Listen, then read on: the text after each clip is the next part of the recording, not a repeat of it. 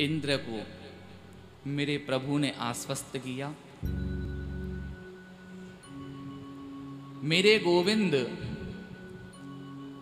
आज समस्त गाय बछड़ों के साथ बलराम जी सभी गोप ग्वाल गौचारण लीला करने के लिए जाते हैं।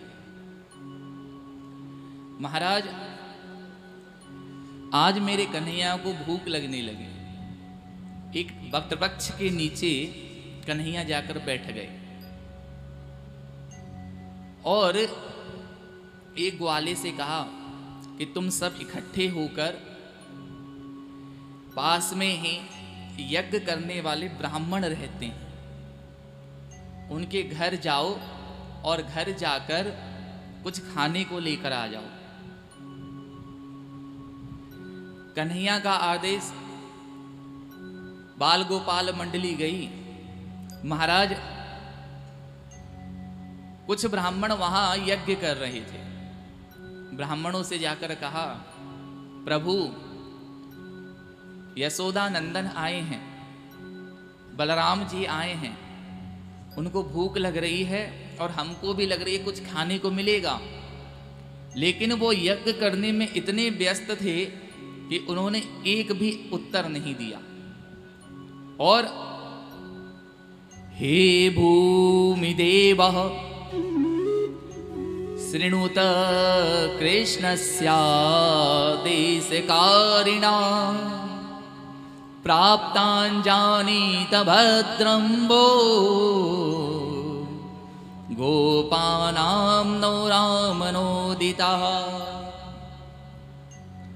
कृष्ण और बलराम आए हैं, कुछ खाने को दे दीजिए। लेकिन वो जो यज्ञ करने वाले ब्राह्मण थे उन्होंने उनको डांट कर भगा दिया।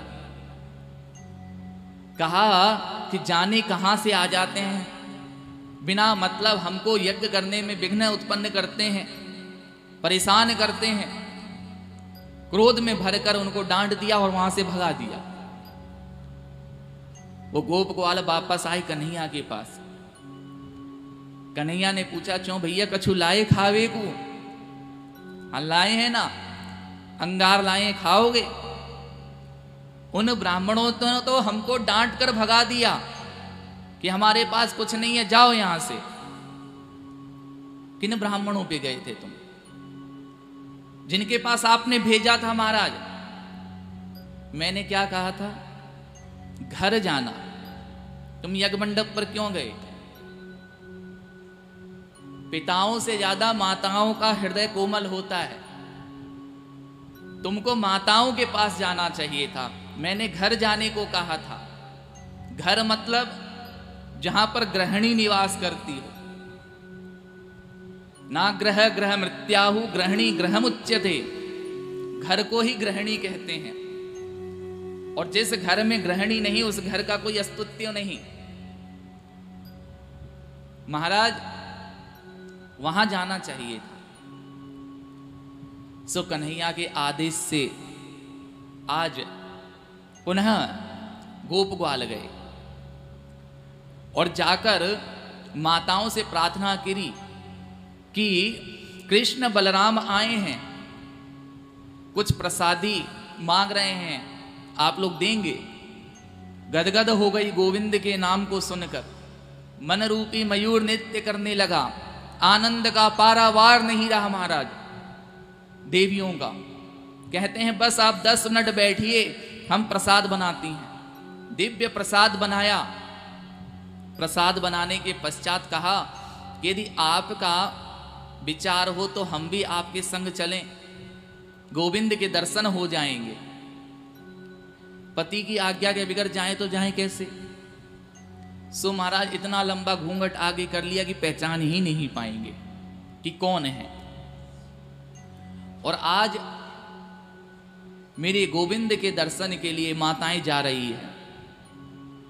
गोविंद बटवृक्ष के नीचे बैठे हैं। सुखदेव जी महाराज उसी दिव्य झांकी का वर्णन करते हैं कि श्यामं हिरण्यपरधिं वनमाल्यवर्हा धातु प्रवाल नटवे समनु व्रतांसे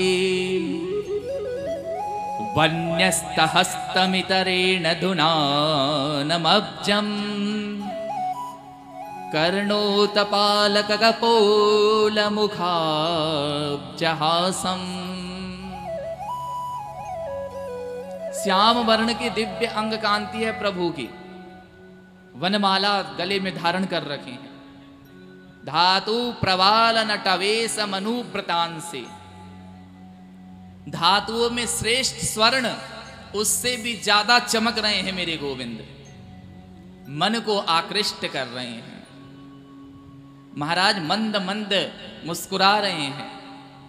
उस दिव्य झांकी को देखकर माताएं इतनी गदगद हो जाती हैं, हृदय में भाव रूपी महाराज समुद्र हिलोरे लेने लगता है, नेत्रों से जल प्रवाहित हो जाता है।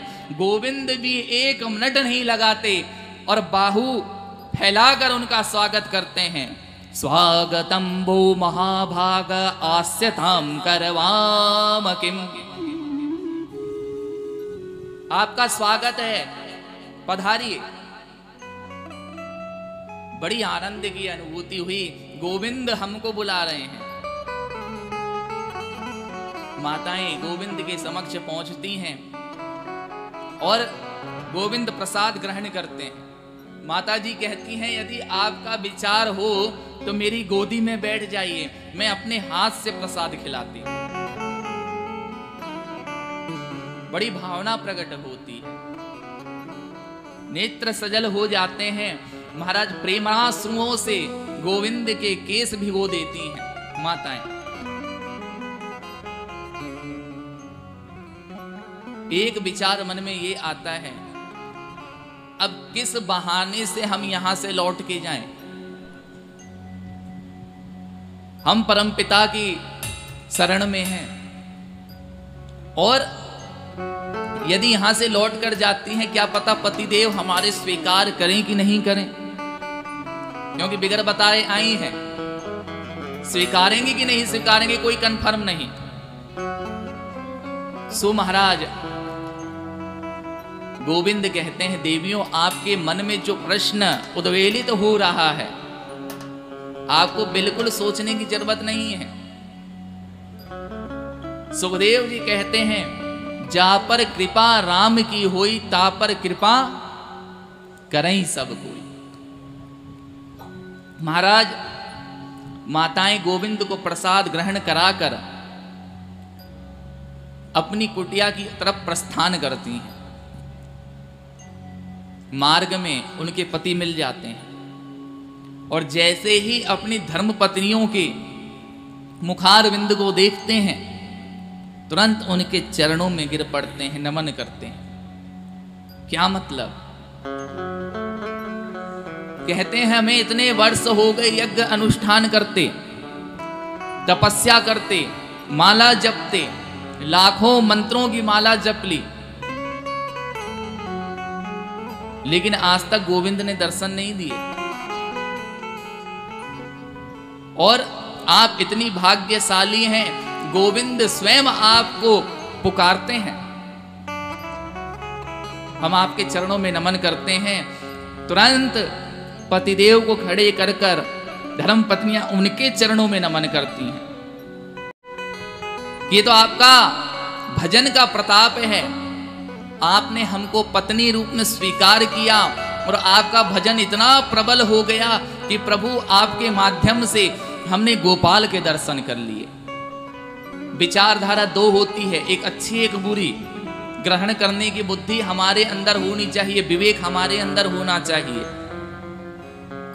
ब्राह्मण कहते हैं धिग जन्म नस्त्रविद। महाराज हमारे जीवन को धिक्कार है जो हम गोविंद के दर्शन नहीं कर पाए। कोई बात नहीं, हमारी धर्म पत्नियों ने तो किए, उसी से हमारा कल्याण हो जाएगा। परिवार में कोई भी सदस्य, कोई भी व्यक्ति यदि भगवत चरणों का शुभ चिंतक है, उनका मन विचार बुद्धि गोविंद के चरणों में निवेदित है, तो समझ लीजिए सबका कल्याण होना है। सो महाराज ऐसी भावना मन में अति आवश्यक है होना।